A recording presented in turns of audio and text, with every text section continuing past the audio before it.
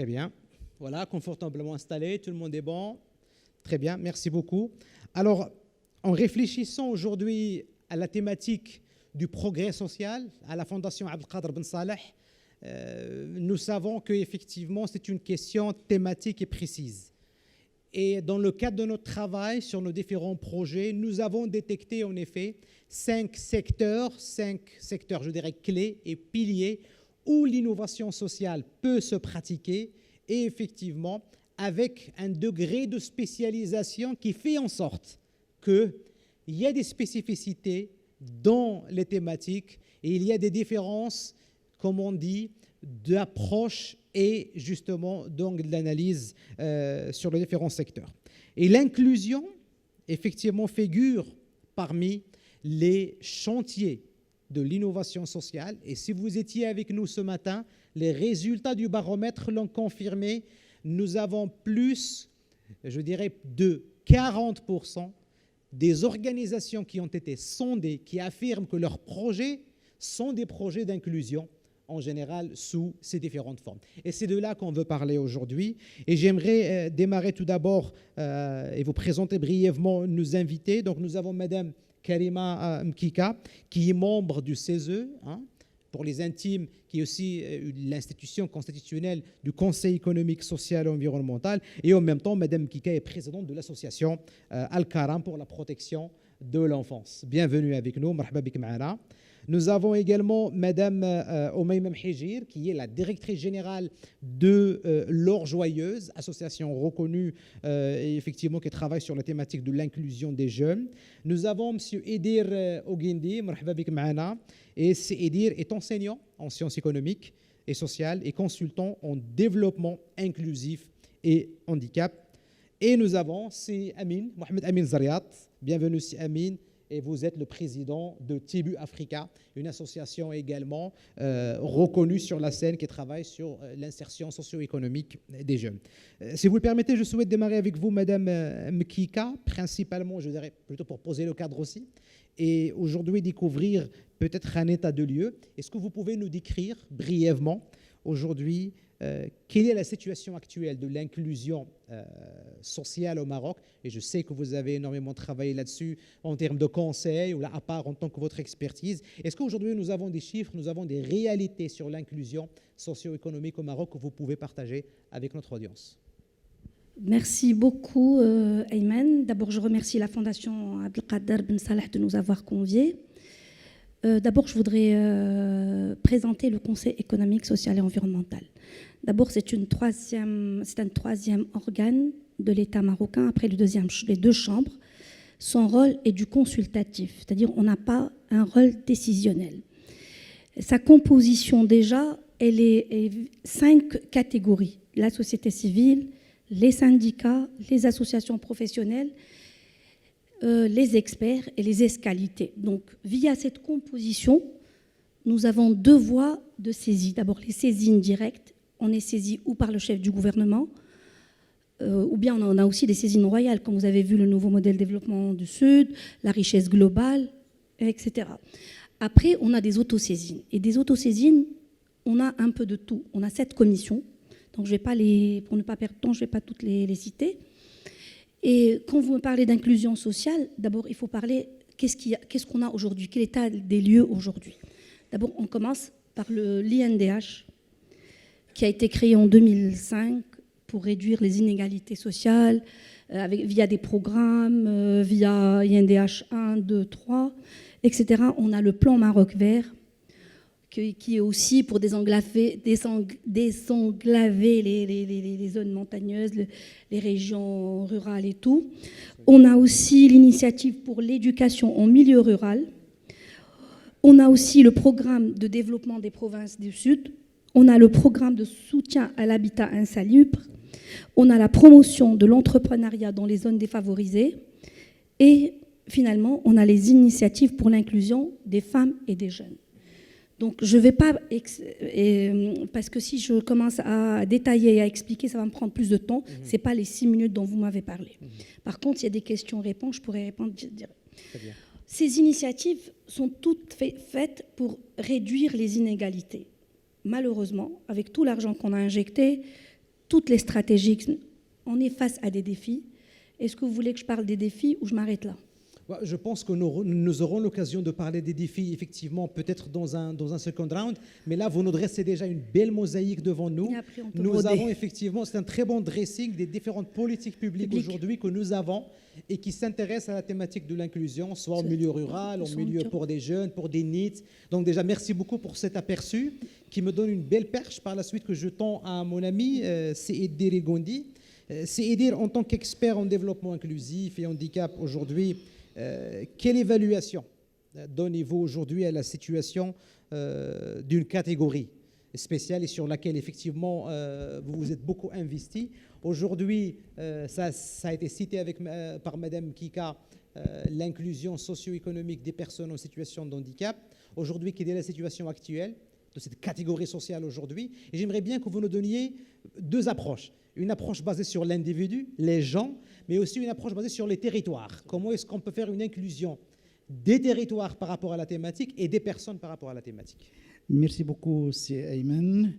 Donc, très heureux aussi de prendre part aux travaux de la Fondation Abdelkader Ben Saleh, que je remercie infiniment pour le choix de la thématique, qui est vraiment une thématique centrale au niveau du nouveau modèle de développement marocain, de la société qu'on veut pour notre pays, pour les années à venir. Alors, et merci encore une fois pour avoir inclus le handicap et les personnes en situation de handicap au niveau de la thématique et de l'inclusion. Aujourd'hui, au niveau international, on ne peut absolument pas parler d'inclusion en négligeant les personnes en situation du handicap, pour plusieurs raisons.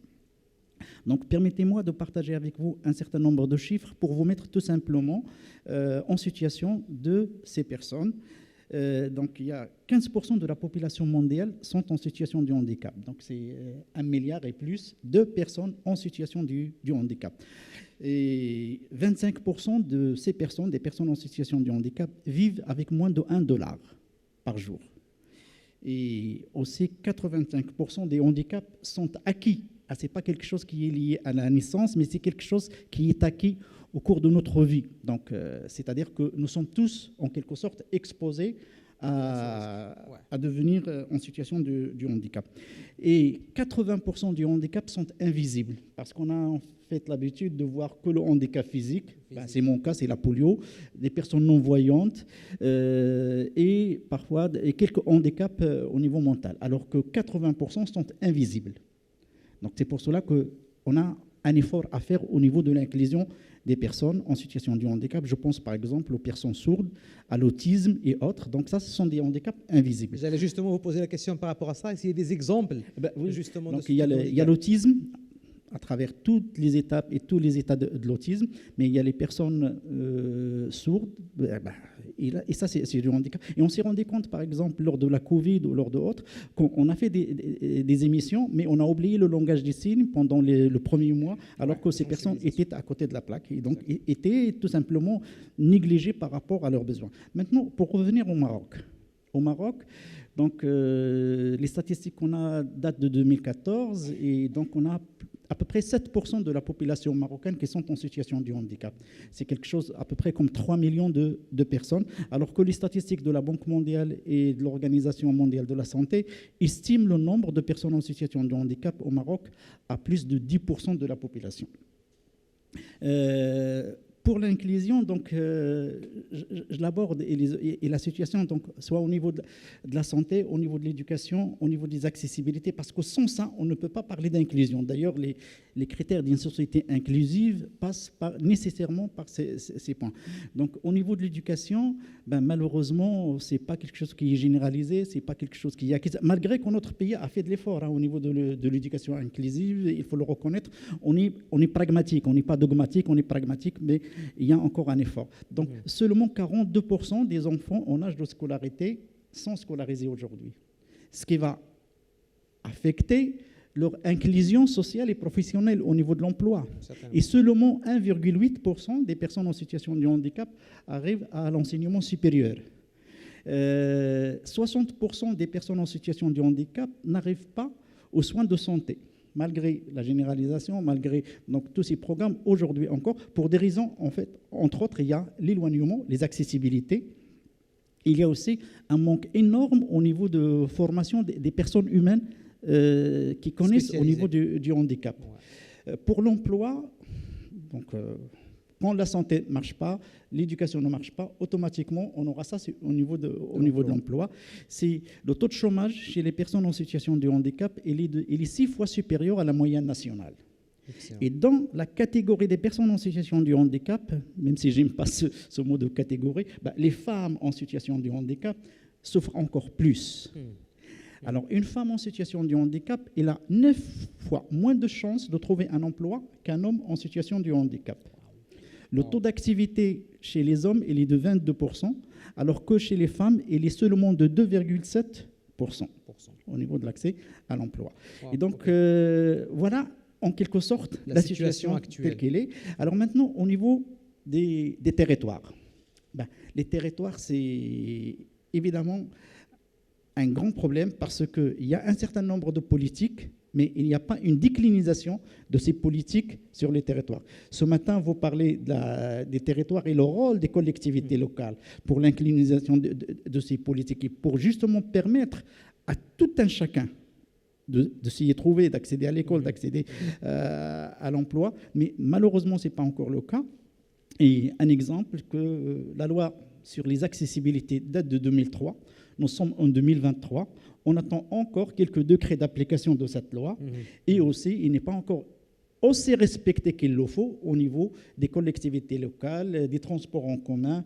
Et alors, tout ça fait que la situation elle est un peu délicate, pour ne pas dire catastrophique, mais en même temps, il y a de belles expériences, on pourra en parler, et que c'est réalisable. Exact. Et pourquoi aussi? Le pourquoi? Parce que au-delà de l'affection, au-delà de dire oui, vous avez raison, il y a un certain nombre d'éléments qu'on peut partager ensemble, mais on a grand intérêt en tant que société à ce que les personnes en situation de handicap soient présentes, mais d'une façon effective et une façon réalisable sur le terrain. Merci beaucoup, Seydir. Ce que j'apprécie dans votre intervention, c'est effectivement l'usage extensif des chiffres et des statistiques et des données. Je suis sûr que ça a rapproché notre audience aujourd'hui des défis, ça a donné des chiffres sur des réalités, ça a interpellé effectivement plus d'interrogations par rapport à la situation actuelle et je vous remercie beaucoup par rapport à ça. Je souhaite me spécialiser encore davantage et aller vers une autre catégorie. Justement, et là je m'adresse à Amine Zariat. Aujourd'hui, Amine, les rapports le confirment, il y a même un rapport du CESE dans ce sens, effectivement, qui nous donne des chiffres. On parle aujourd'hui peut-être de 2,1, 2,2 millions de jeunes en situation de NEET au Maroc. Bon, tout d'abord, je vais te laisser définir, je me permets de tutoyer donc, devant l'audience. Je te donne la main d'abord pour partager avec notre audience qu'est-ce qu'un NEET, qu'est-ce qu'un jeune en situation de NEET. Et aujourd'hui, comment est-ce qu'on peut travailler, et tu as ainsi quelque chose, pour les inclure d'un point de vue socio-économique. Là, c'est une autre catégorie à laquelle on s'intéresse. Bien sûr. Merci Ayman et merci à la Fondation Abdelkader Ben Salah pour ces moments riches et impactants. Donc, très rapidement, je vais définir et présenter Tibu, qui est une ONG marocaine qui a démarré il y a 10 ans. À la base, ça a démarré avec un événement, c'était le tournoi T international e-basketball B universitaire. Aujourd'hui, c'est une ONG appelée Tibu Africa avec 200 collaborateurs, avec une présence sur les 12 régions du royaume, notamment couvrant à peu près 35 villes, et avec une vision 2030, celle de devenir la locomotive du sport pour le développement en Afrique. Et donc, nous avons compris qu'aujourd'hui, il faut tout simplement un homme et une femme, ou une femme, un espace et un ballon pour, on va dire, changer la vie d'un jeune, mais aussi pour libérer le potentiel d'un jeune. Et parlant des NEET, voilà, donc les chiffres sont là. Et on s'est dit qu'il y a un constat majeur. Il y a beaucoup de jeunes en situation de NEET au Maroc. Il y en a ceux, parmi ces jeunes, sont passionnés par le sport. Ce sont ceux qui partent encourager le WAC, le Raja, le FUS, les phares chaque samedi, dimanche. Il y en a ceux qui sont passionnés par le hip-hop. Il y en a ceux qui sont passionnés par le skate, etc.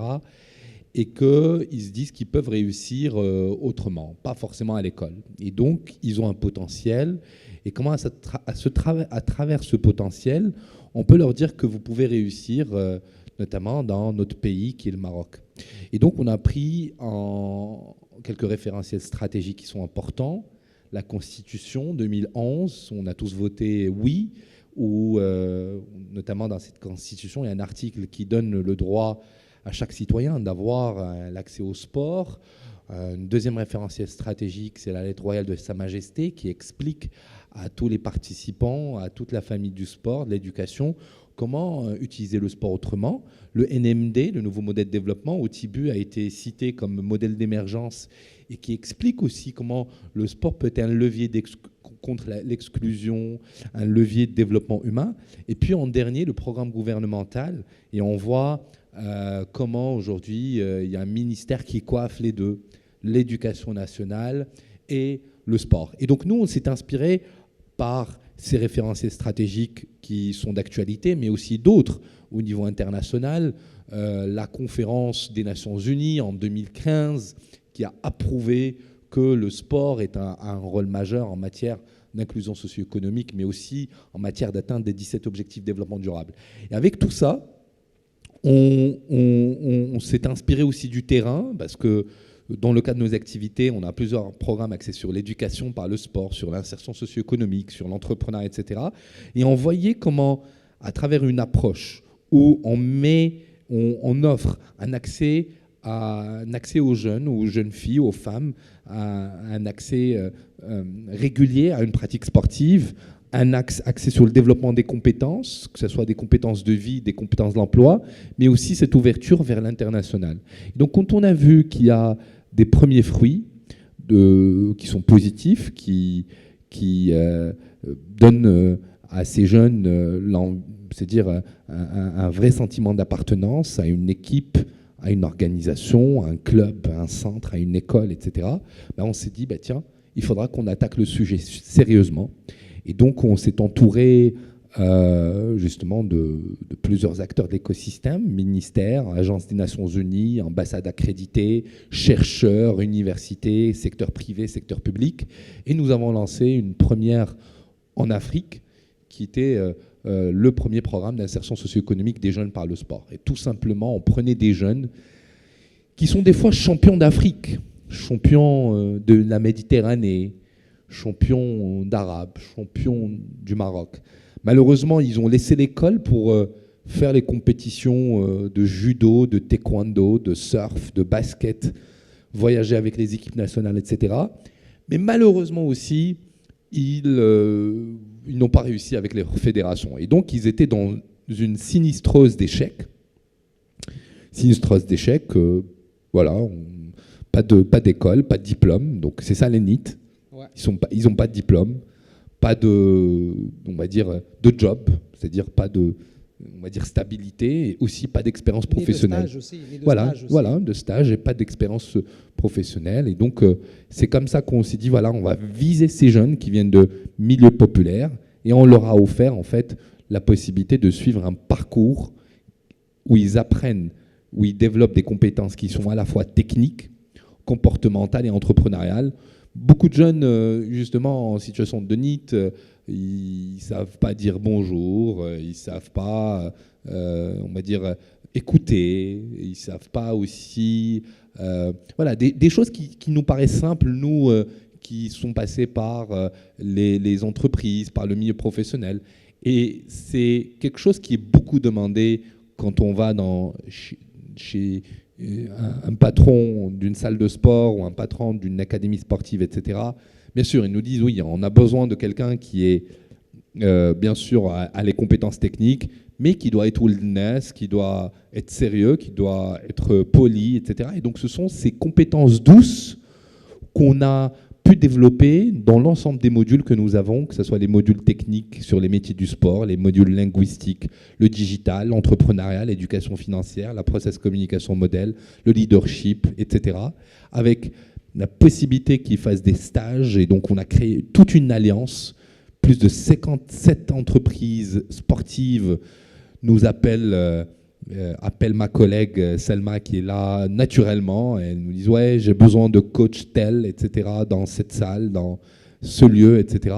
Et puis, avec une diplomation reconnue par l'État. Donc ça, c'était aussi important qu'ils aient des diplômes reconnus par l'État. Et donc, on est aujourd'hui très fier que ce programme aussi, on arrive à le développer en Sénégal, en Tunisie et au-delà du Maroc, et que c'est une vraie innovation sociale marocaine. Excellent. Merci beaucoup, Amine. Effectivement, j'avais eu le plaisir de côtoyer de près effectivement les différents programmes de CIBU Africa dans ce sens. Et c'est vrai aujourd'hui que c'est une catégorie de jeunes dans une situation spécifique et vous vous êtes spécialisé effectivement sur un volet et vous donnez un accompagnement personnalisé à ces jeunes. Il y a aussi d'autres jeunes, sous d'autres formes, qui sont sous d'autres conditions, qui sont un peu différentes. Et c'est là où je tends la perche à Oumaima Mhijir, Oumaima, de par l'expérience alors joyeuse, mais également sur d'autres, effectivement, casquettes d'intervention. Est-ce qu'il y a d'autres formes d'inclusion qui peut-être n'ont pas été citées à le premier round, qui existent, sur lesquelles vous avez travaillé, juste un peu pour être aussi inclusif dans notre traitement des différentes formes aujourd'hui qui existent au Maroc. Et est-ce que tu as des expériences à partager avec nous dans ce sens? Merci Ayman et merci à la Fondation de cette invitation et cet honneur de participer à ce panel avec mes confrères et consoeurs. Vraiment, en entendant mes collègues intervenir sur les différentes sur la thématique de l'inclusion de par leur perspective et leur prisme respectif, j'entends Idir qui parle de l'inclusion. Ça me rappelle le travail qu'on a fait de mise en place d'activités génératrices de revenus pour les femmes non entendantes, donc qui souffrent de surdité profonde. Avec Amine, on a également un point commun sur les jeunes NEET. Alors, brièvement, L'Heure Joyeuse, c'est une association reconnue d'utilité publique qui œuvre aujourd'hui à travers des programmes d'employabilité, d'éducation, d'entrepreneuriat et d'engagement citoyen à l'intégration sociale et professionnelle des jeunes NEET, marocains et africains subsahariens, mais aussi l'intégration sociale et éducative des jeunes adolescents, donc l'IFIIN ou l'IFIAT, à travers les programmes d'éducation non formelle, d'école de la deuxième chance, nouvelle génération, etc. Je me retrouve un peu dans les interventions de Karima, Mohamed Amin, Idir, parce que justement, nous souhaitons tous, à travers nos initiatives, déjà travailler en maillage et avec une forme d'additionnalité entre les différents programmes. En ce qui concerne L'Heure Joyeuse, j'aimerais ajouter une spécificité. En fait, nous, on travaille sur les jeunes en situation de NEET, donc ils sont neither employment, education nor training, donc ils sont ni en emploi, ni en stage, ni en formation, mais en plus, qui sont peu ou pas qualifiés. Parce qu'aujourd'hui, on peut être en situation de NEET si on est jeune diplômé en situation de recherche d'emploi. D'accord ? Donc, en ce qui concerne L'Heure Joyeuse, on travaille sur les NEET peu ou pas qualifiés, donc n'ayant pas de diplôme ou ayant un diplôme, mais avec un lac, donc avec une faible capacité de trouver un emploi. Peu ou pas de compétences transverses, compétences comportementales. J'entends bien ce que tu disais, Amine, en ce qui concerne la communication non violente, comment se positionner dans un groupe, comment pouvoir communiquer de manière constructive, comment accepter le non, le sens d'appartenance. Il y a un vrai problème de confiance entre les jeunes et les institutions.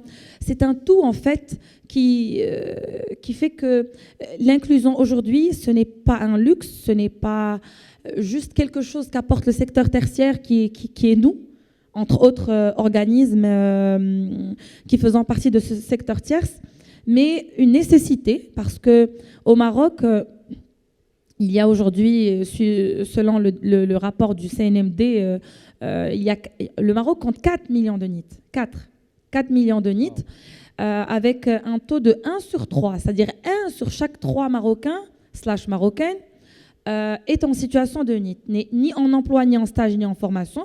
Et selon la Banque mondiale, NEET, c'est un jeune âgé de 15 à 25 ans. Quelle est la catégorie d'âge? C'est ça, de 15 à 25 ans. Bien que, en ce qui concerne L'Heure Joyeuse, on travaille sur les catégories alors pour les jeunes adolescents, sur les programmes d'éducation, il s'agit de 12-19. Okay. D'accord.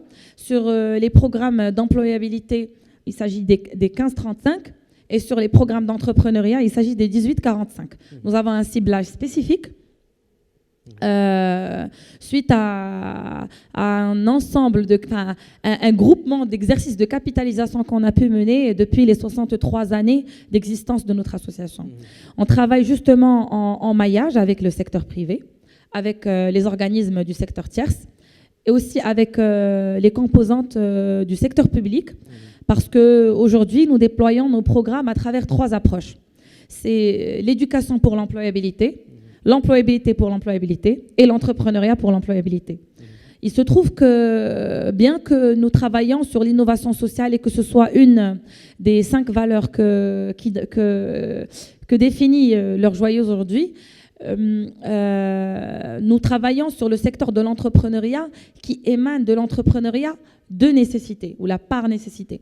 Ce n'est pas l'entrepreneuriat pour innover sur les questions d'environnement, sur les NTIC, sur la tech, etc., etc., mais l'entrepreneuriat pour permettre à des jeunes de pouvoir avoir un revenu fixe qui leur permet un avenir digne et qui leur permet aujourd'hui de créer des opportunités d'emploi. Sur l'exercice comptable dernier, leur joyeuse a pu créer, à travers un exercice pilote qu'on a documenté, 2 fois le nombre d'emplois à travers l'entrepreneuriat. C'est-à-dire que pour chaque entrepreneur accompagné, il ou elle arrive à créer au moins 2 opportunités d'emploi, incluant la sienne. Donc, en ce qui nous concerne, il y a un focus sur l'inclusion éducative à travers l'école de la deuxième chance nouvelle génération. On implémente le 2e pilote au Maroc après l'oriental. Donc, on est en plein testing, on est en plein proof of concept. Et d'ici la fin de cette année scolaire, on devra travailler sur un exercice de capitalisation pour le soumettre au ministère de tutelle. On a mis en place des piliers, donc on approche l'inclusion éducative des jeunes adolescents en situation de décrochage scolaire. اليافعين في وضعية إقصاء مدرسي ولا pédagogie à travers le pilier scolaire, le pilier éducatif/scolaire, le pilier empowerment, le pilier social, le pilier professionnel et le pilier ludique.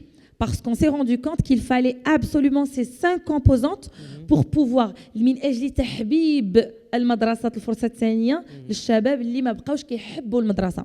Parce que l'école égale des tables, des chaises, un instituteur, une blouse et un tableau blanc. Et donc, on a les jeunes qui font comme ça, qui ne souhaitent pas... Ils ne sont pas attirés par... Exactement. Donc, on les met, on les a mis dans ce pilote d'innovation, dans un environnement où on coexiste avec l'Office de la formation professionnelle, etc., etc.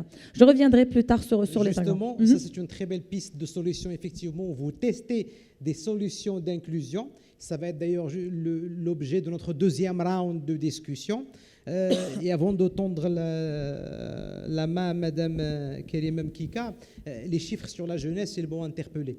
Et je sais aujourd'hui qu'effectivement, officiellement au Maroc, nous n'avons pas une définition claire de qu'est-ce qu'un jeune d'un point de vue âge. Il y avait une tentative, je sais, avec la stratégie nationale intégrée de la jeunesse, la SNIJ à l'époque, qui aujourd'hui, mazal, ma عندناش cette stratégie nationale. Mais je sais aujourd'hui qu'en général, les acteurs choisissent des catégories qui représentent au mieux leurs catégories avec lesquelles ils travaillent. En votant dans cette perche, Madame Kika aussi.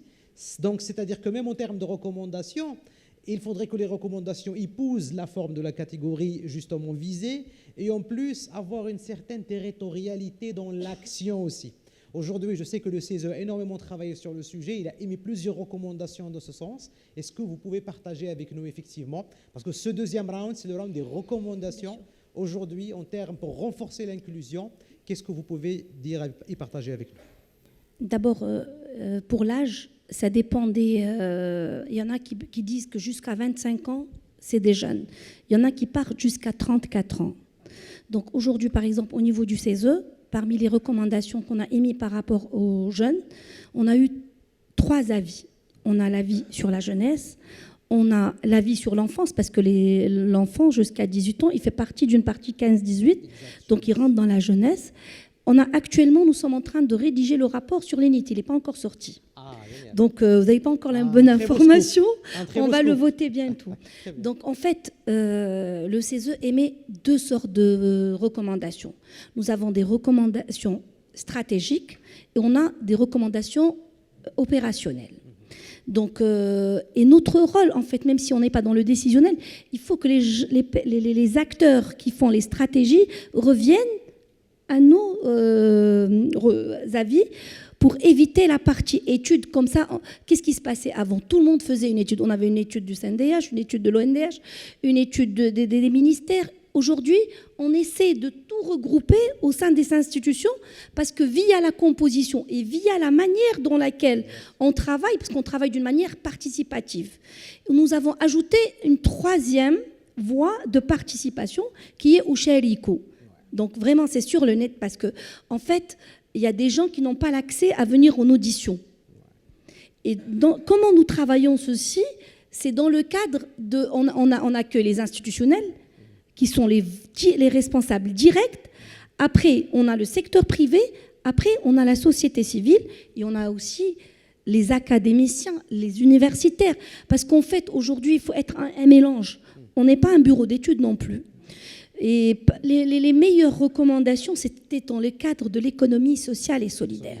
Et le jour où on a dit qu'aujourd'hui, c'est un tiers secteur. Tout à l'heure, quelqu'un a posé la question au niveau du benchmark, quel est le meilleur pays qu'on ne peut pas dupliquer, mais au moins copier un peu. Ben, c'était le modèle canadien. Parce que le modèle canadien, ils ont maintenant les banques, les assurances, tout, c'était une coopérative. Et ils ont aussi une partie recherche qu'ils ont fait avec HEC Montréal. Donc au Maroc, pour l'avis sur l'économie sociale et solidaire, on s'est rendu compte que ça va être la voie de sortie pour ces jeunes. Parce que ces jeunes ne peuvent pas tous travailler dans le secteur privé, pas tous dans l'État. L'État a des postes budgétaires très, très réduits. Et ça amoindrit. Et ça amoindrit. Et puis aujourd'hui, ça peut être un vrai levier de développement. Voilà. Et d'employabilité pour les jeunes aussi. Exactement, et d'employabilité pour les jeunes. Et d'ailleurs, nul besoin de le mentionner, nous avons plus peut-être de 210, 220 000 associations. On est 1 million d'associations. 990 000 associations sur les papiers. Et nous sommes que de 137 associations d'utilité publique. Effectivement. Donc c'est là où vraiment il faut... En fait, moi je trouve les vraies propositions qu'on voudrait faire par rapport à ça, Voilà c'est travailler sur une catégorisation d'associations. Bon là, je vais laisser tout ce que j'ai préparé, parce que là, on a le... En fait, d'abord commencer par les associations d'utilité publique, après le B, les associations d'utilité sociale, qui ont toute une expertise, tout un travail, et les outils. Et on a aussi le C, c'est des associations en voie de développement. Nous, on a eu de la chance, il y a 30 ans qu'on a été créé, on a eu un accompagnement personnalisé. Allah yarhamou Sil Harouchi à l'époque, il a fait des guides de management associatif. On a eu même mieux que ça. En 2002, on a eu un discours de Sa Majesté Lansrou sur le management associatif, et Hafid Al-Peuse sont rappelés à l'époque. Il avait dit, aujourd'hui, le mouvement associatif devrait changer, devrait se structurer comme des entreprises, mais avec un but non lucratif. Il a ajouté une partie gouvernance où il a dit quoi ? Nous sommes là pour les associations qui sont là pour la cause qu'ils défendent et non l'intérêt de ces dirigeants. Donc aujourd'hui, c'était un message très très fort et très clair. Il faut qu'on aille sur une gestion axée sur les résultats. Il faut savoir partager l'info. Il faut, en fait, aujourd'hui, nous sommes une catégorie à part entière. Il faut qu'elle soit associée à tous les degrés d'intervention. Et d'ailleurs, dans le cadre de la démocratie participative, où le Conseil encore a eu un avis on avait parlé de à quel niveau on va associer. Est-ce qu'avant de prendre la décision ? Est-ce que pendant le process ou après ? Parce qu'en général, on peut aller dans un bureau, et rédiger, on arrive et on associe tout le monde et ça y est. Il y a une démocratie, mais c'est pas là l'impact et la vraie démocratie participative. Voilà. Je ne veux pas trop mobiliser la parole pour excellent. Merci beaucoup, Madame Kika, pour pour ce discours et déjà vous nous avez rappelé des éléments d'historique très intéressants par rapport à l'histoire de la structuration du secteur associatif au Maroc et aussi en termes de recommandations, même pour notre audience. Effectivement, tous les rapports ils sont prêts pour téléchargement sur le site du Conseil pour ceux qui veulent se documenter davantage par rapport aux différentes formes et aux différentes recommandations du CESE en termes d'inclusion. C'est dire qui dit effectivement politique publique, réglementation, structuration macro, ça m'interpelle personnellement et j'aimerais te poser une question par rapport à ça. Aujourd'hui, le cadre légal في المغرب مهم, c'est important. Absolument. Et toute politique publique doit se baser sur un dispositif légal existant et des parties prenantes.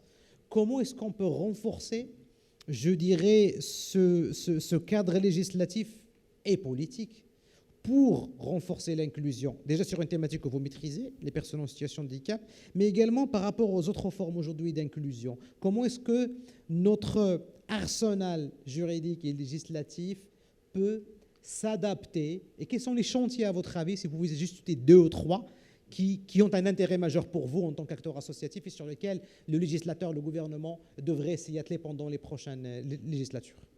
Merci, c'est Ayman. Donc, en fait, vous posez la main sur un élément clé, et on en a parlé ce matin, c'est l'action du pouvoir public, le texte juridique. Si je prends par exemple la cause des personnes en situation de handicap, et grâce aux efforts de la société civile, on a pu, à l'époque, en 2011, aller taper à la porte de Silmenoni pour que l'handicap soit parmi les éléments de la Constitution. Chose faite, parmi les 10 constitutions, si je ne me trompe pas, au niveau mondial, qui évoquent la discrimination sur la base du handicap, il y a la Constitution marocaine. Il y a même un article dédié aux personnes en situation de handicap, c'est l'article 34.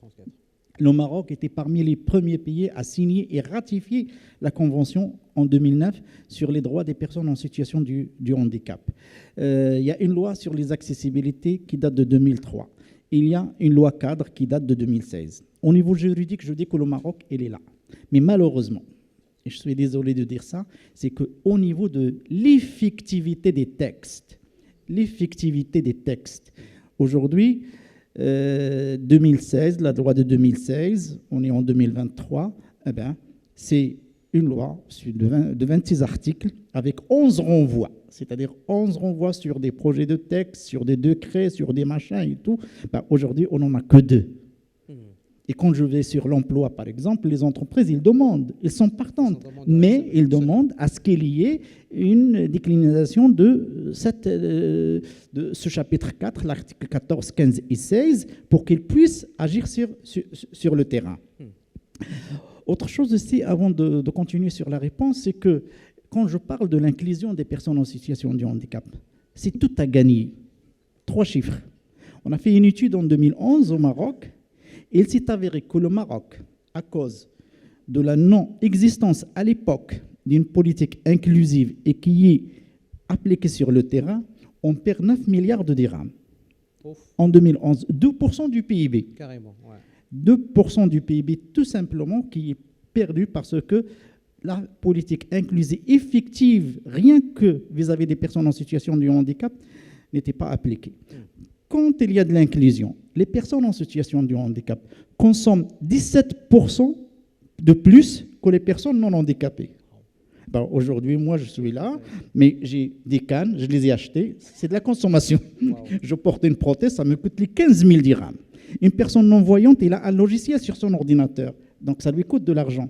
Les personnes non-voyantes et tout. Et une étude qui a été publiée par l'OIT, l'Organisation internationale du travail, le chiffre des aides techniques utilisées par l'ensemble des personnes en situation de handicap au niveau mondial, tout niveau bien, c'est de 700 milliards de dollars. C'est un marché de 700 milliards de dollars. Parce que, en fait, nous avons 2,5 milliards de personnes qui ont besoin soit d'une ou de plusieurs aides techniques. Et en 2050, le chiffre passera à 3,5 milliards. Donc, vous voyez l'opportunité d'être inclusive dans sa façon de voir, de faire.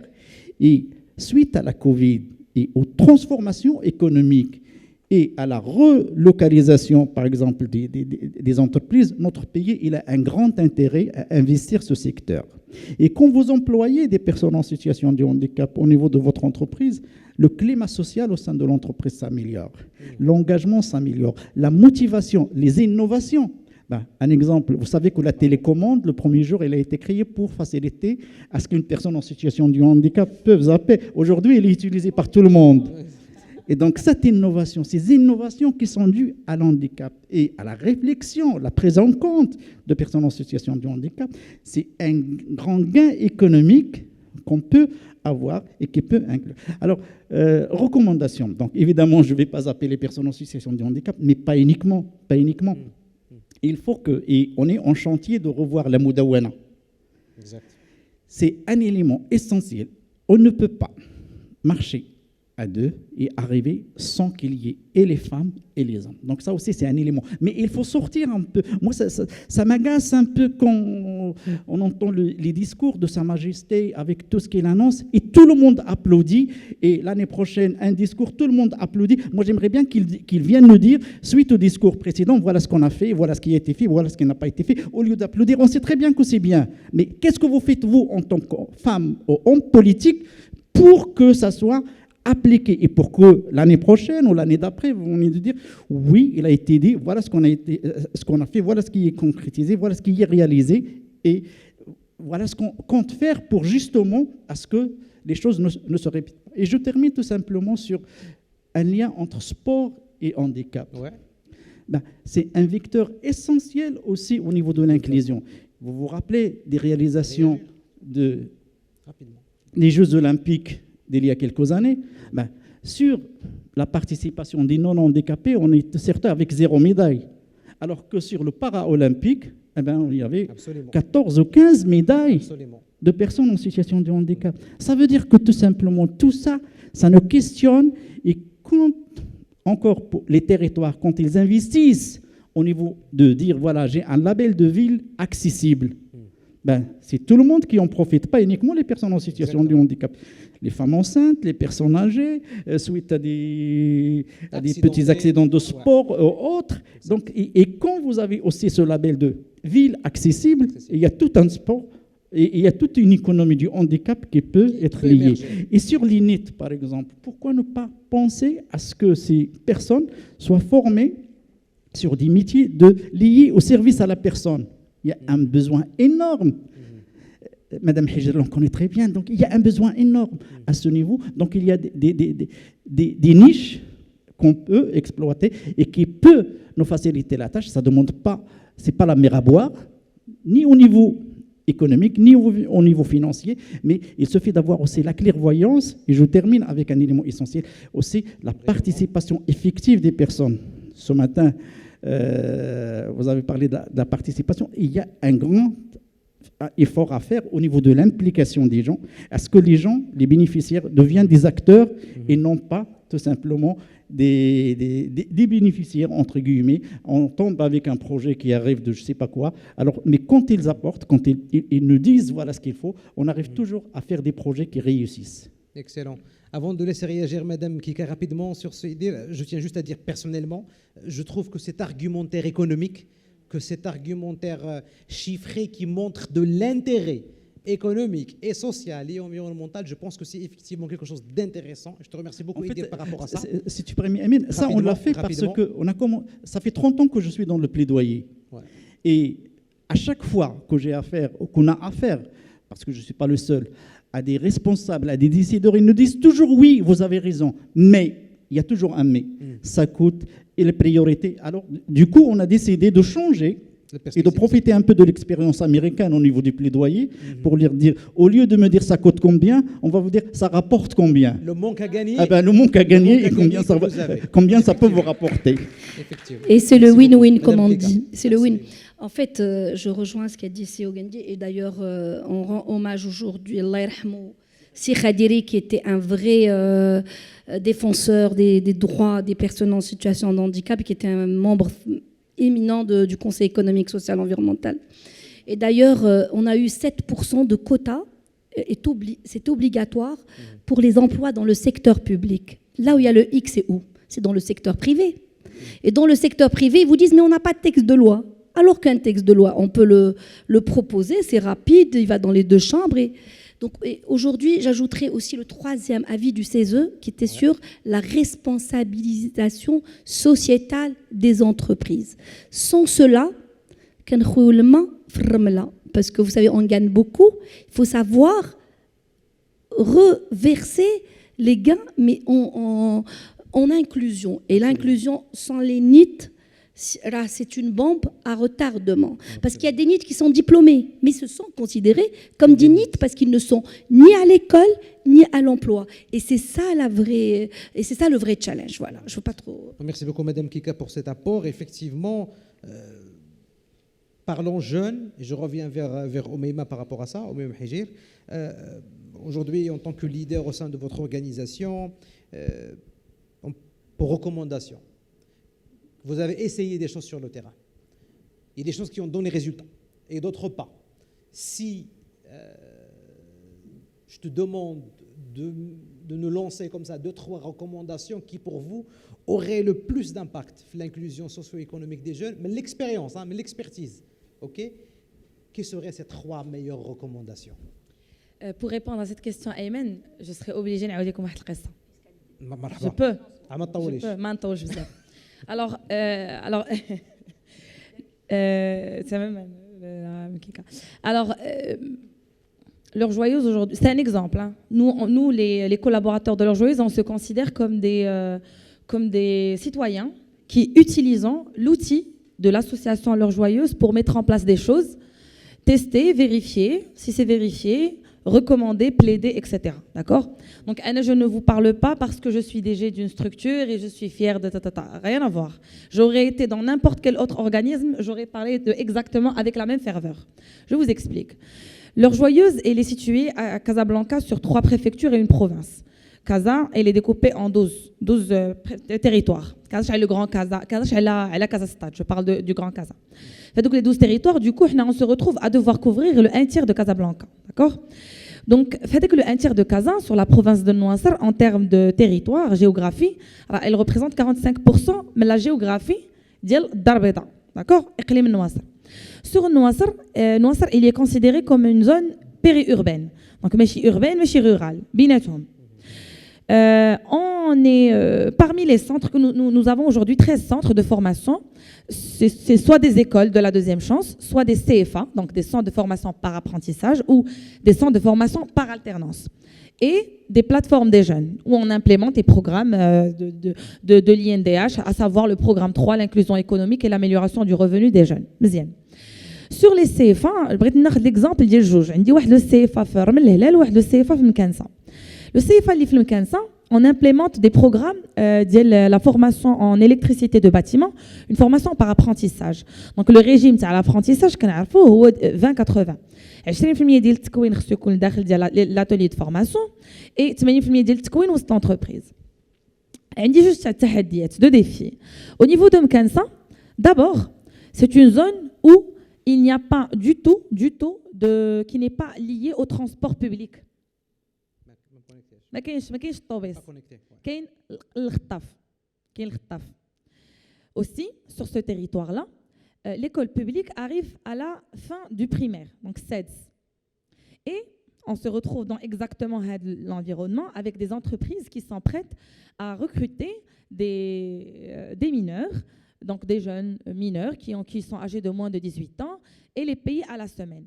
Donc si moi je suis une famille là-bas et j'ai une fille, je refuserai de par la culture, 2 choses. D'abord, qu'elle risque de monter dans un rtaf parce qu'il y a 7 personnes ou les 6 personnes qui est là, donc c'est et tout ça et tout ça. Il y a également le facteur culturel. Et quand il y a, parce qu'elle doit prendre le rtaf, aller à Mdiona, prendre un autobus, aller à l'école, etc., etc. Donc, si elle est chanceuse, elle va aller maximum jusqu'à la CE6. Et ensuite, la famille verrait de manière, si vous voulez, machine naturelle. Je ne cautionne pas. Je donne des éléments de compréhension. Une entreprise à côté va l'embaucher, il faut un sous-sol, باش تخدم خياطة وتخلص بالسيمانة 6000 ريال. Donc soit je vais être tentée par laisser ma fille aller travailler ou mon garçon, mais forcément. Mais de toutes les manières, je serai forcée, par la force de la culture, de la sortir de l'école. Donc, le secteur tierce. En ce qui nous concerne, on est là-bas, on implémente des programmes de formation pour l'électricité de bâtiment. Déjà, le métier, il est considéré comme à prédominance masculine. Donc, naturellement, sociétalement, si vous voulez, il est difficile d'accepter que ma fille aille à une école pour devenir mécanicienne ou électricienne, d'accord? Et une association, on fait de l'observation sociale et on dit, OK, donc vous avez un problème de mobilité, on va vous donner des vélos. Même si on voulait vous payer les frais de transport, malheureusement, vous n'allez pas pouvoir vous transporter justement parce qu'il n'y a pas de ligne depuis 2014. Donc, elle a bientôt 10 ans. C'est pour ça qu'on capitalise sur ce genre d'éléments. Qu'est-ce qu'on trouve? Pour des raisons de virginité. On est arrivé à ce genre de point où on essaie de trouver des solutions et on gymnastique les difficultés avec Adada. Donc, d'abord, mettre en place, on avait fait l'étude des besoins des jeunes, le besoin de reconnaissance, de sécurité et de mobilité. Les 3 premières priorités, c'est les jeunes sur un échantillon de 600 jeunes. Donc d'abord, mine de rien, rallier et mettre la lumière, l'éclairage, d'abord. Ensuite, bon, je ne vais pas revenir sur des solutions, des recommandations les moins basiques, l'école, c'est le minimum, le basic, c'est l'école. Maintenant, il est mécanique l'école et que qu'il y ait des substitutions de l'école, on donne des diplômes qui sont reconnus par la direction de la formation professionnelle. D'abord, je souhaiterais que le jeune en situation de NEET qui bénéficie des programmes d'associations comme nous soit reconnu comme étudiant. La possibilité de l'autobus, ils bénéficient du tramway ou ils bénéficient de l'autobus. D'abord, هذه recommandation بسيطة جدا وكنعتقد سهلة في التنزيل ديالها. 2, je souhaiterais que le secteur privé comprenne que sans lui, moi je ne peux pas, le secteur tierce. Pourquoi? Donc, Madame Kika a parlé de responsabilisation. Des fois, on regarde que l'action sociétale de l'entreprise,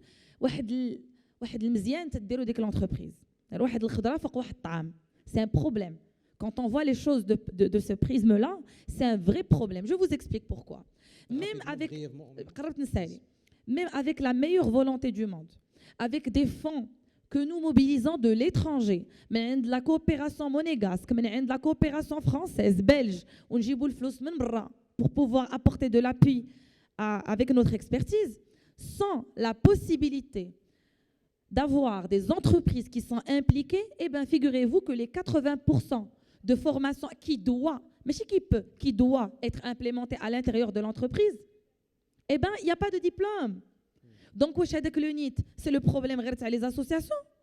Mais les associations. C'est mon problème plus ton problème. Le secteur associatif et le secteur privé. Communautaire. Le secteur privé doit, mais devrait, ou peut-être, mais des mesures incitatives. Il y a des mesures d'obligation, passer peut-être par la fiscalité, voilà. Il faut trouver une solution législative pour obliger le secteur privé, à partir d'un chiffre d'affaires donné, à partir d'un nombre d'effectifs donné, à partir d'une taille donnée, avoir l'obligation de recruter des apprentis pour pouvoir permettre à des associations comme nous de pouvoir réintégrer ces jeunes. Sans les 80% d'Yalom, nous, on ne peut absolument rien faire. Voilà, 2 recommandations ça, obliger le secteur et reconnaître les statuts de jeunes apprentis comme des étudiants pour bénéficier de la mobilité. Magnifique. 2 belles recommandations avec du storytelling à l'appui. Ça passe à merveille. Merci beaucoup, Dr. Saha. Avant de donner la parole à Amine, rapidement, une petite réaction. Alors, la réaction, je voudrais dire que d'abord, le rôle de la société civile, ce n'est pas de se substituer à l'État. Notre rôle, c'est d'interpeller les politiques publiques par rapport au rôle de l'État. Et j'ajouterai, moi, les 4 F. Il faut d'abord le foncier. À chaque fois qu'on doit construire quelque chose dans le territoire, il faut qu'on dédie un foncier dédié à tout ce qui est innovation sociale. Le deuxième F, la fiscalité. Il faut qu'on ait une fiscalité dédiée à l'innovation sociale. Le troisième F, le financement, parce que le nerf de la guerre, malheureusement, c'est l'argent, et tout le monde l'a dit ce matin. Comment on va pérenniser, comment on aura une durabilité s'il n'y a pas, comme on a un budget genre, écoutez, il faut qu'on ait un budget NIT et un budget inclusion sociale. Et le 4F, qui est, à mon avis, primordial, c'est la formation. Il faut qu'on ait le même langage. Parce qu'aujourd'hui, nous, le diagnostic, nous le connaissons. On connaît tous, mais nous n'avons pas le même langage. Il faut qu'on ait le même... Et quel est le langage? C'est une gestion axée sur les résultats, le SMART. Et je m'arrête là. Voilà. Merci beaucoup, Madame Kika. C'est très clair. Amine Zriat, la question de l'employabilité, l'inclusion socio-économique par l'emploi, soit l'emploi propre, c'est-à-dire que les jeunes se lancent dans des activités génératrices de revenus ou là, l'emploi effectivement chez une organisation. Je sais que vous avez beaucoup travaillé là-dessus et je sais aussi qu'il y a des meilleures pratiques dans ce sens. Aujourd'hui, l'inclusion socio-économique des jeunes par l'emploi, quelles recommandations pourrais-tu lancer à titre personnel en tant qu'Amine et ensuite à titre organisationnel en tant qu'Otibu? Parce que vous avez de belles pratiques. Qui faut-il impliquer? Comment faire? Et comment garantir la reconversion professionnelle aussi. Pas uniquement de trouver l'emploi, mais de se reconvertir.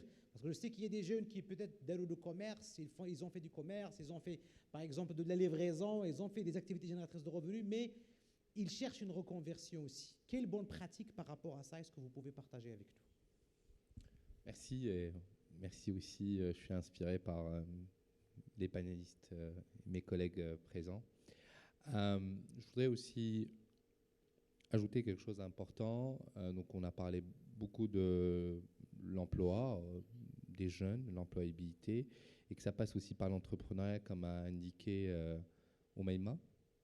Nous avons lancé depuis 2020 un programme innovant qui s'appelle le Sport Social Innovation Lab, qui permet en fait à des jeunes passionnés par le sport, parce que bon, il y a beaucoup de jeunes en situation de NEET, mais aussi nous, on est inclusif, c'est-à-dire qu'il y a aussi beaucoup de jeunes qui sont sortis de l'université ou qui sont sortis dans des écoles comme HEM et autres, qui étaient boursiers peut-être à HEM, qui étaient parrainés peut-être dans des business schools, etc., mais qui n'ont pas pu trouver un job ou qui n'ont pas pu aller justement continuer dans leur vie professionnelle et donc ils veulent entreprendre. Et donc, la plupart sont aussi passionnés par le sport. Et donc, ces jeunes-là, on leur propose un programme de formation pour qu'ils développent d'abord leur mindset entrepreneurial dans le sport, avec une mise en relation avec les acteurs de l'industrie du sport. Et aussi, on les pousse à se lancer dans l'entrepreneuriat social en créant des startups inclusive, innovante, génératrice de revenus et créatrice d'emplois dans différents domaines, sport santé, ça peut être, je pense à une fille, bon, je ne me rappelle pas très bien de son prénom, mais elle a lancé Good Food à Tanger, où elle propose des repas nutritifs dans son atelier, etc. Des entreprises axées, des startups axées sur le sport et l'environnement, des sports et tourisme, sport et éducation, sport nouvelles technologies. Et donc, il y a plusieurs manières justement à comment on peut libérer le potentiel des jeunes qui ne veulent pas forcément que travailler dans les métiers du sport ou travailler autant que salariés dans les métiers du sport, mais aussi veulent entreprendre. Maintenant, en termes de recommandations, bon, il y a des recommandations qui peuvent être à ordre opérationnel. Ça veut dire que aujourd'hui, les professionnels qui sont les associations, qui sont spécialisées dans les NEET, comme Heures Joyeuses, comme d'autres associations qui travaillent aussi avec les NEET, ces associations peuvent inspirer les responsables de l'État, inspirer l'ensemble des acteurs par rapport au langage qu'il faut utiliser avec les NEET. C'est vraiment un ordre très opérationnel, très terrain. C'est-à-dire que ces associations, j'imagine qu'elles reçoivent énormément de candidatures pour que les jeunes arrivent à intégrer un programme d'insertion professionnelle. Et quand ces associations, peut-être des fois, ils utilisent le mot entretien, ben donc le jeune, il pense justement à tous les entretiens qu'il a passés et justement, il n'a pas été rappelé. Mais quand ils utilisent un mot genre viens, on aimerait bien voir un peu ce que tu fais, on a vu sur ton CV que tu fais du judo, etc. Viens, on échange. Et donc, les jeunes, ils viennent. Et voilà, donc il y a ce genre de recommandations à faire qui sont très opérationnelles et qui sont terrain, et que les associations, je pense qu'avec mon ami Oumeima, on collabore ensemble dans la province de Nouassar. Et je pense qu'on pourra faire peut-être un petit exercice entre les équipes et sortir avec plusieurs on va dire, mots, manières de comment s'adresser aux jeunes NEET.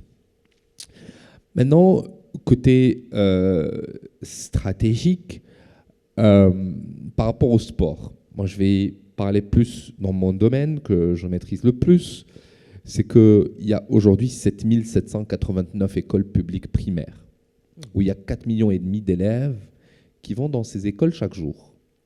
320 000 quittent l'école chaque année.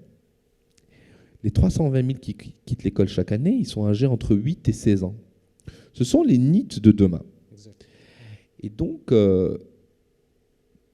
pour ne pas peut-être parler des NEET à l'horizon 2030 ou 2035, c'est là où justement on veut voir quels sont les résultats du nouveau modèle de développement.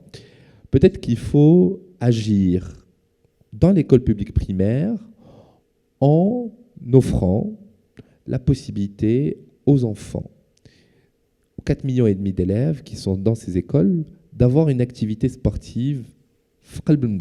Aujourd'hui, il n'y a pas de sport à l'école. C'est-à-dire que si aujourd'hui, nous tous dans la salle, on décide d'inscrire nos enfants dans une école publique primaire, ben, ils ne vont pas faire du sport. Donc de 6 à 12 ans, ils ne font pas du sport. Et figurez-vous, ça coûte 12 € ou 12 $ ou 120 dirhams par jeune, par enfant, par année, pour qu'il fasse 2-3 heures de sport par semaine dans son école. Donc c'est rien du tout. Ouais. C'est vraiment rien du tout. Rien. Tibu a lancé cette initiative sur 130 écoles. Pour arriver à 7789, c'est encore beaucoup. Mais les résultats, ils étaient très positifs. 88% sont passés de 4,5 de moyenne à 7,8,9 de moyenne sur 10 et 0 abandon scolaire. Et donc, à chaque fois que je rencontre un décideur, je lui parle de ça et je lui dis, au-delà de toucher 4,5 millions d'élèves, ben on va créer 7789 emplois. Parce qu'ils ont besoin d'un éducateur, un animateur sport santé qui va aller dans ces écoles chaque jour. Donc, voilà, mes recommandations, ils peuvent être à la fois très opérationnelles parce qu'on a besoin quand même de cette expertise du day-to-day, parce que c'est ce qui peut changer la décision d'un jeune de dire non, c'est bon, je quitte finalement ce programme ou je ne vais plus aller dans ce programme, parce que nous, en tant qu'association, on a besoin d'avoir des scores importants en termes de présence, en termes de bénéficiaires, en termes de reach, etc. Et puis, il y a des décisions qui peuvent être stratégiques, qui peuvent aujourd'hui permettre à un nombre d'acteurs. Aujourd'hui, je remercie la Fondation CDG qui nous soutient dans cet effort et soutient dans on va dire, cette stratégie, et puis d'autres associations, d'autres fondations et partenaires avec lesquels on travaille. Merci beaucoup, Mohamed Amin Zriat.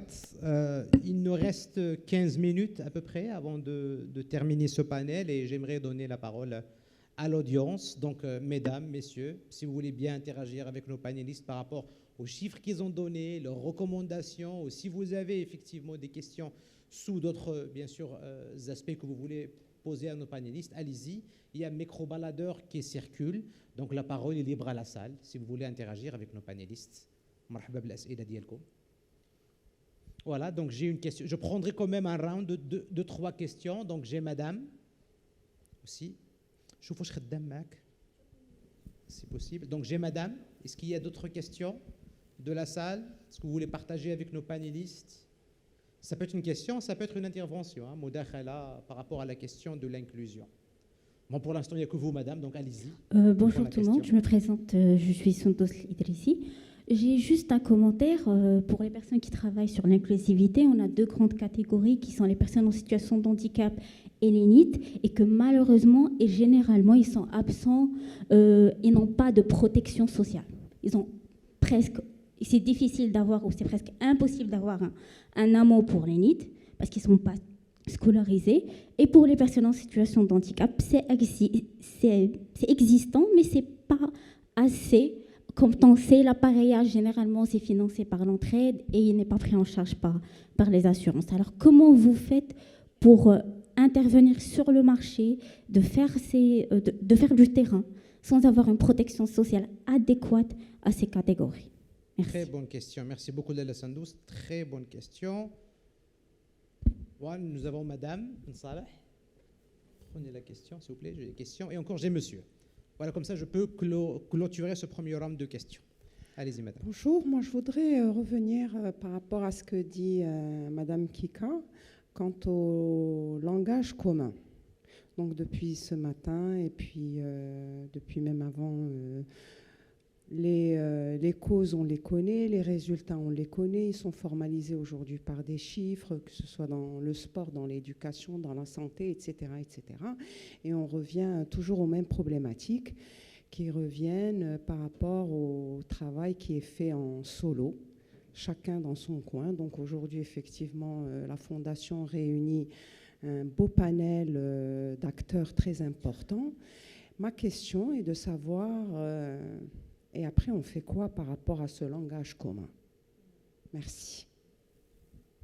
Très bonne question, effectivement. Merci beaucoup, Madame Ben Saleh. Monsieur? Oui, Adil Hello, Fondation Tadamoun.com. Alors, ce n'est pas une question, mais c'est une remarque par rapport à effectivement les interventions des panélistes. C'est au-delà des NEET avec qui nous, en tant que Fondation, on travaille.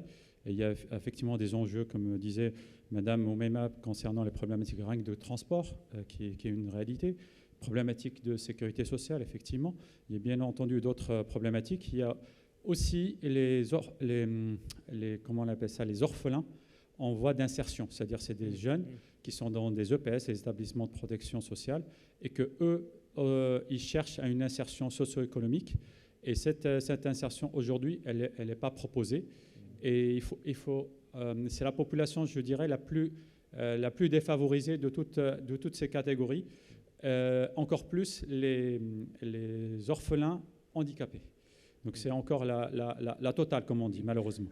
Donc merci. Pour ces personnes, il faut, je sais pas, on propose, mais il faut une révision de la prise en charge de ces enfants, et en préparant leur insertion, leur inclusion sociale et économique. Merci. Merci beaucoup. Merci beaucoup pour cette prise de conscience et pour ce message, Selhlo, par rapport à cette catégorie, effectivement, qui peut-être souffre d'un double handicap, si on peut dire, dans cette situation sociale.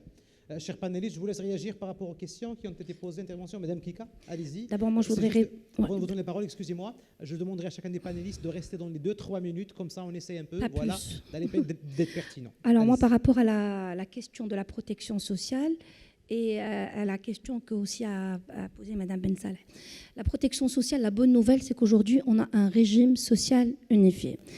Vendredi dernier, l'ouverture du Parlement, Sa Majesté nous a apporté une très, très bonne nouvelle. C'est que l'élargissement de ce RSU à d'autres catégories. Les femmes, les enfants, les personnes en situation... Et je peux vous dire, c'est en voie de...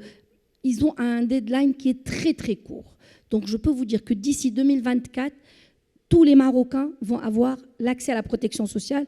Ce qui est en train, c'est là comment le financement de cette protection sociale. Je reviendrai à la question qu'a posée Madame Ben Saleh. Oui, et vous avez raison. Moi, aujourd'hui, je me suis sentie heureuse et à l'aise d'être dans un espace où on peut débattre, où on peut créer des choses sur le court, moyen et long terme.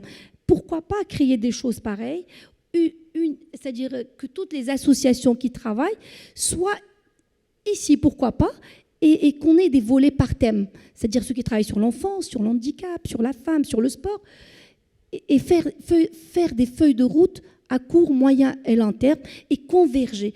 Grand problème aujourd'hui, même les politiques publiques n'arrivent pas à converger. Et comment on va converger, nous, en tant que société civile? Voilà. J'aimerais juste ajouter quelque chose sur votre question, madame. Malheureusement, sans apporter de réponse, mais confirmer un constat. On a vu ça, moi j'ai vu ça de mes propres yeux pendant la réponse au séisme à El Haouz. Il y avait une faible coordination entre les intervenants publics, privés, les entreprises qui voulaient intervenir, les associations qui voulaient intervenir, les individus et les citoyens de manière atomique qui voulaient intervenir, qui fait que vraiment c'était une miniature de l'état des lieux, si vous voulez, au Maroc. C'est en état de crise et en état de stress que vous arrivez à voir vraiment, c'est-à-dire le mouvement organique des éléments. Il y avait une faible coordination. Les intervenants qui avaient les moyens ne pouvaient pas savoir où intervenir quand, parce qu'entre 8h du matin à un douar X et 8h45 du matin du même douar, il y a 2 autres associations qui sont venues, qui ont apporté de l'aide, et on a trouvé qu'il y avait des douars qui avaient plus d'aide que nécessaire, que besoin, alors que d'autres n'avaient absolument aucune aide. Il y avait des surplus, etc. Donc c'est juste pour vous confirmer qu'il y a un réel besoin de coordination et qu'il fallait absolument avoir peut-être... Il y a des initiatives à droite et à gauche qui sont venues pour coordonner ce secteur-là. Il y a eu, pour l'heure joyeuse, une plateforme qui s'appelait Jamiyat Online. Malheureusement, on n'a pas eu le souffle assez lent pour le faire perdurer, mais peut-être que c'est le moment. Non, mais moi, je vais te titiller encore par rapport à ça. Est-ce que déjà, entre ces associations, on parle le même langage? On a le même langage, on a la même compréhension. Est-ce que déjà on est aligné par rapport à le jargon et nos politiques d'intervention sur le terrain? Il y a tellement d'innovations, il y a tellement de moyens à mobiliser de par le positionnement géopolitique et stratégique du Maroc. Le fait qu'on soit là, pour moi, notre positionnement géopolitique permet aux associations, si vous regardez les associations ici, vous allez trouver qu'il y a de la coopération belge, monégasque, française, les États-Unis d'Amérique qui nous aident, le Canada, l'Australie, l'Autriche, le Singapour, etc. etc. Le terrain, il est tellement fertile, mais avec la faible coordination, les résultats ne sont pas... Ils sont bien, mais ils ne sont pas là où ils devraient être. On ne coordonne pas entre nous. Voilà. Ils n'apportent pas de solution, mais je confirme le constat, madame. Amine, tu veux lancer? Oui, vraiment, je vous remercie pour on va dire la remarque, ou plutôt la question. Parce que, par exemple, nous, on s'est dit qu'à l'horizon 2026, nous voulons inscrire 4 millions de jeunes et d'enfants dans les chemins de la réussite personnelle et professionnelle grâce à un dispositif où il y a la pratique régulière du sport, le développement des compétences de vie, de l'emploi et l'ouverture vers l'international. Et pour qu'on puisse toucher ces jeunes-là, il faut créer 8000 emplois. On s'est dit, clairement, est-ce qu'on est capable de créer 8000 emplois? C'est pas possible. C'est pas possible et j'aimerais pas du tout qu'on le fasse parce que c'est difficile. Et donc, on s'est dit, il faut créer des associations championnes, des petites associations championnes locales. Et puis, on a lancé, grâce à un premier fonds de l'OCP, un programme pour les associations qui sont des associations pas très bien organisées, mais ça ne m'intéresse pas qu'ils sont organisés ou pas. Moi, ce qui m'intéresse, autant qu'innovateur social, c'est qu'ils arrivent à ramener dans les terrains 300 enfants, 500 enfants, 700 enfants, 1000 enfants, 2000 enfants. C'est-à-dire qu'ils ont cette capacité de ramener les enfants. Et donc, cette capacité de mobilisation. Merci. Et là, mes collègues, ils sont maintenant en plein workshop un peu partout dans plusieurs villes. Et donc, on est en train de travailler avec ces associations comment utiliser le sport autrement, ne pas penser au match de dimanche. Parce que je rencontre des décideurs et ils disent non, cette association elle n'est pas bien, non, celui-là il n'est pas bien, non. Mais qu'est-ce qu'on a fait pour que ces associations comprennent c'est quoi l'éducation par le sport, c'est quoi l'inclusion par le sport? Elles n'ont jamais eu ça. Elles n'ont jamais eu ça. Donc c'est normal qu'elles vont se tromper, qu'elles vont faire énormément d'erreurs, etc. Moi, j'ai eu ça parce que j'ai eu une chance, j'ai voyagé, je t'ai rencontré, je vous ai rencontré. Mais eux, ils n'ont pas eu cette possibilité de s'inscrire dans ce forum, par exemple. Ils n'ont pas eu la possibilité de voyager. Et donc, voilà, nous, on s'est dit que pour qu'on puisse atteindre cela, nous partageons à travers des formations et on fait plus même. On va lancer le 24 janvier 2024 à l'occasion de la Journée mondiale de l'éducation et la Journée mondiale du sport féminin, avec les eaux minérales d'Olmes, la plateforme digitale de l'émancipation et l'éducation des filles par le sport. Parce qu'il y a beaucoup d'associations aujourd'hui qui n'ont pas des sections féminines, parce qu'ils disent on ne sait pas. On ne sait pas parler avec les filles, on ne sait pas coacher des filles, on ne sait pas parler avec les parents, on ne sait pas convaincre. Et donc, à nous, aujourd'hui, qui sont tête de réseau dans un secteur, de driver et de vouloir être la locomotive. Parce que être la locomotive, c'est aussi travailler avec des acteurs où forcément ils ne vont pas, on va dire, signer avec eux des conventions pour des transactions financières, pour des transactions d'expertise. Mais la locomotive, c'est elle qui donne des fois. C'est important parce qu'on a reçu et donc il faut donner. Il faut donner aussi à la communauté. Merci beaucoup. Amine, c'est Idir. Donc, merci pour les questions. Donc, pour question de la protection sociale, c'est vraiment le cheval de bataille en ce qui concerne les personnes en situation de handicap et pas uniquement les personnes en situation de handicap, mais aussi leurs familles. Parce que j'ai donné des chiffres. Il y a un chiffre que je n'ai pas donné, c'est le coût du handicap. Le handicap, il a un coût. Je vous donne un chiffre, tout simplement. Pour scolariser et accompagner un enfant autiste, il faut compter entre 5 000 et 8 000 dirhams par mois.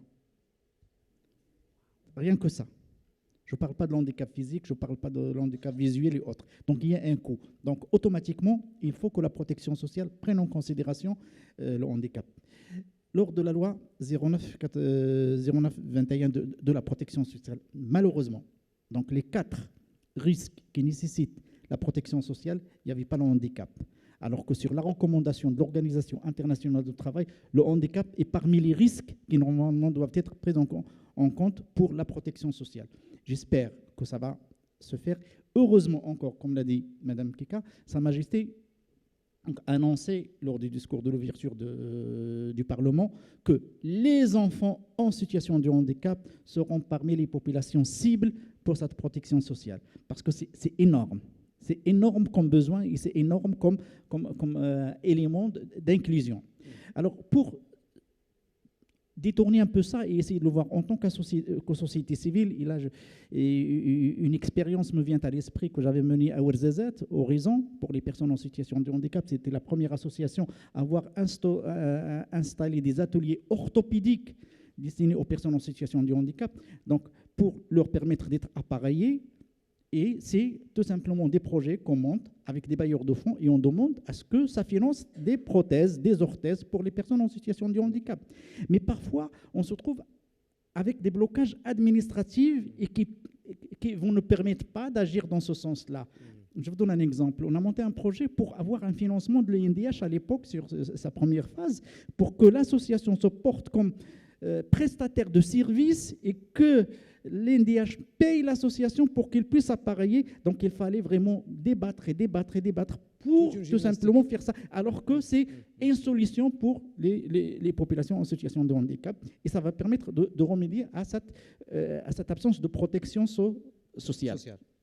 Autre chose aussi, pour qu'il y ait des concrets, pour terminer sur une note positive, c'est Ayman, c'est que pour l'emploi, en tant que société civile, on n'est pas resté uniquement dans la question de faire, ne pas faire, de constater, mais on est allé vers le concret et on a travaillé avec la CGM pour établir un guide destiné à l'employeur social pour chaque employeur social qui veut inclure et embaucher des personnes en situation de handicap, il a déjà un certain nombre d'éléments de réponse. Un guide.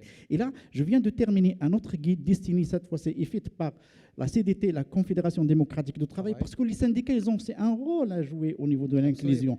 Et c'est une expérience qu'on a tout simplement copiée des États-Unis, avec Solidarity Center, qui travaille avec le plus grand syndicat américain, pour créer cette fois-ci des guides pratiques destinés aux entreprises, à une entreprise, avec des recommandations, avec ce qu'il faut, et aussi avec des recommandations au pouvoir public, parce que, et quand il y a des textes, et je termine avec ça, c'est Ayman, le projet de loi sur les marchés publics, on avait demandé à ce que, à offre financière et technique égale, que les personnes, les entreprises qui emploient des personnes en situation de handicap auront un point de plus. Et ça, c'est ce que font les États-Unis. Il n'y a pas de quota, mais par contre, il y a des incitations.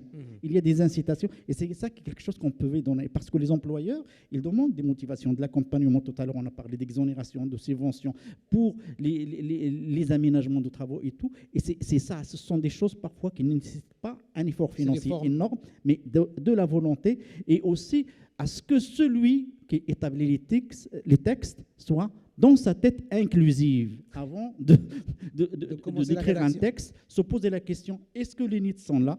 Est-ce que les handicapés sont là? Est-ce que les femmes sont là?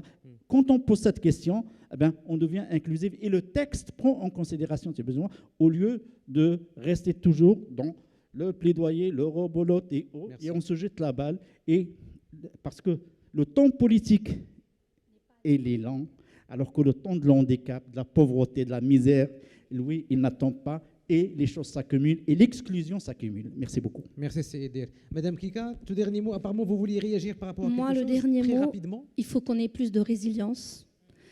Il faut qu'on puisse rêver tous, parce que le Maroc d'aujourd'hui, c'est celui qui va décider le sort des enfants aujourd'hui qui ont 7 ans, et on a une chance. 2030, le Maroc va co-organiser la Coupe du Monde. Nous aurons plusieurs niches d'emploi, nous aurons plus de création de richesses. Essayons de rendre ce Maroc digne de ses enfants. Et en dernier, tout à l'heure, vous avez parlé de financement. On ne doit pas dépendre du financement international ni de bailleurs de fonds. Nous avons des territoires, nous avons 12 régions. Il faut inscrire le développement dans le cadre d'une politique publique territoriale. Et je m'arrête là. Voilà. Merci beaucoup, Madame Kika. Merci beaucoup. Madame Karim Kika, je vous rappelle que vous êtes membre du Conseil économique, social et environnemental, également président de l'association Al-Karam pour la protection de l'enfance. Madame Oumem Hijir, merci beaucoup. Je rappelle que vous êtes la directrice générale de l'Heure Joyeuse. C'est Mohamed Amin Zariat, merci beaucoup. Vous êtes le président de l'association Tibu Africa. Et c'est Edir Ogindi. Merci beaucoup. Vous êtes enseignant en sciences économiques et sociales, consultant en développement inclusif et handicap. Chère audience, merci beaucoup pour votre patience, pour votre interaction. J'espère que vous avez passé un agréable moment avec nous. N'hésitez pas effectivement à interpeller nos invités lors de cette pause. Nous aurons une pause de 20 minutes et par la suite, retour à cette salle où aura lieu le Moroccan Social Innovation Awards, où l'on va effectivement vous divulguer les identités des initiatives qui ont été primées par notre prix d'innovation sociale. On va aller découvrir ensemble à partir de 17h. Merci beaucoup et profitez de la pause.